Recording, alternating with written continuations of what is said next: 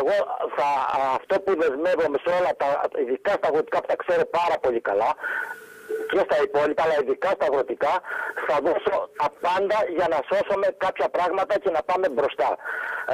Έχουμε στο συνδυασμό του Αρναουτάκη υπάρχουν που ασχολούνται με τον τουρισμό, μπορούμε να παντρέψουμε κάποια πράγματα, πρέπει να προχωρήσουμε παρακάτω, ώστε τα προϊόντα μας πραγματικά να βρουν την αξία τους. Σε λεπτομέρειες θα τα πούμε μετά, που θεωρώ ότι πρέπει όλα απ' όλα να μαζευτούμε κάποιοι, να κουβεντιάσουμε σοβαρά και να βρούμε λύσεις. Έχουμε το συνεταιρισμό Τυμπακίου, το οποίο είναι πολύ δυνατός. Μπορούμε να εκμεταλλευτούμε όλη αυτή την κατάσταση, ώστε τα προϊόντα μας βρουν το δρόμο τους όπως τους πρέπει. Παλιότερα κάναμε μια σοβαρή κίνηση, δεν πέτυχε, αλλά μπορούμε δεν το έχουμε παρατήσει και πρέπει να το συνεχίσουμε. Αυτά όμως μπορούμε να τα πούμε μετά τις εκλογές, γιατί δεν θέλω κανείς να θεωρήσει ότι εγώ τώρα ξαφνικά δίνω υποσχέσεις, δείχνω, πάσω. Εγώ αυτά δεν τα έκανα ποτέ και δεν θα τα κάνω ποτέ. Ο Γιώργος ο Ντεσπυράκης δεν αλλάζει. Το ξέρουμε, τον βλέπουμε, είναι ο ίδιος. Λοιπόν, να ρωτήσω και κάτι άλλο, κύριε Ντεσπυράκη. Κάνετε περιοδίες, πάτε έτσι στην περιφερειακή ενότητα Ηρακλείου γενικότερα? Από Ρακές πώς πάμε? Θέλω να ρωτήσω για το κλίμα δηλαδή βασικά. Και ξέρετε γιατί ρωτάω, ακούστε. Τι Ρακές που έχω πιει όλη τη ζωή. Και θα σας πω γιατί.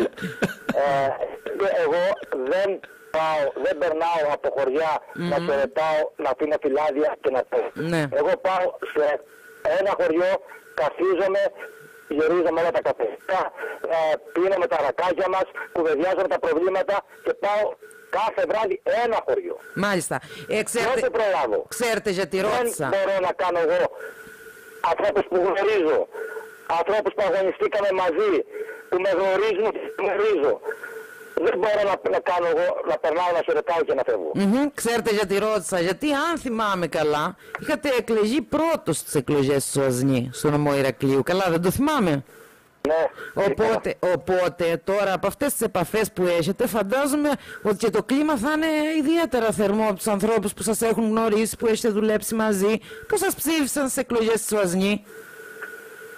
Έτσι ακριβώς. Όπου και πάω, όλοι με γνωρίζουν.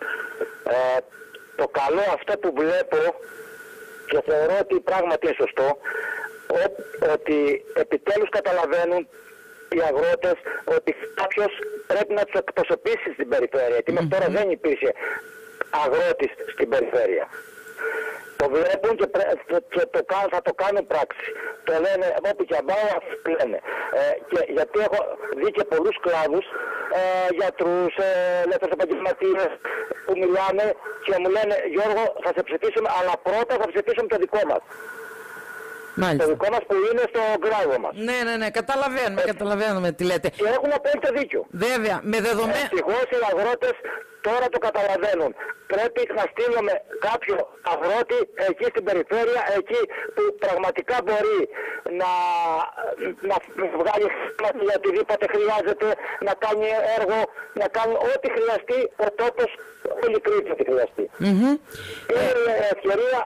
Θεωρώ σαν πρώτη φορά ότι θα το πετύχουμε. Μάλιστα. Απαντήσατε ήδη και στην τελευταία μου ερώτηση γιατί να ψηφίσουμε Γιώργο Ντεσπυράκη. Απαντήσατε γιατί ένας αγρότης δεν ήταν ποτέ στην περιφέρεια και θα πρέπει να είναι τώρα. Όμως θέλω ενδεχομένως να είστε και κάτι άλλο να μας πείτε. Γιατί λοιπόν να ψηφίσουμε Γιώργο Ντεσπυράκη? Πολλοί λόγοι που πρέπει να ψηφίσουμε τον Ντεσπυράκη. Γιατί μένω εδώ, είμαι εδώ, ζω ανάμεσά τους, γνωρίζω το κάθε τι της περιοχής και όλη της Μεσαράς και όλου του νομού, για να μην πω και ολόκληρη την Κρήτη, ίσως είναι υπερβολικό, αλλά ειδικά όλο του νομού γνωρίζω όλα τα προβλήματα. Ανά πάσα στιγμή είμαι μαζί τους, εγώ μένω, μαζί αγωνιστήκαμε, μαζί τρέξαμε, μαζί μας ξεκάσαμε με χημικά, μαζί έχουμε γνωρίσει πάρα πολύ κόσμο, έχουμε παλέψει πάρα πολλά πράγματα και όπως είπατε ο Γιώργος Πέτρος δεν αλλάζει. Κοστούμι δεν βάζει. Μάλιστα. Και εμείς κλέφτες θα γίνουμε, τα πουλάμε. Μίλησε τώρα ο μαγαζάτορας. Να τα τώρα. Πολύ τρομάρι. Με τον Γιώργη κάνουμε πλάκα, είμαστε φίλοι πολλά χρόνια.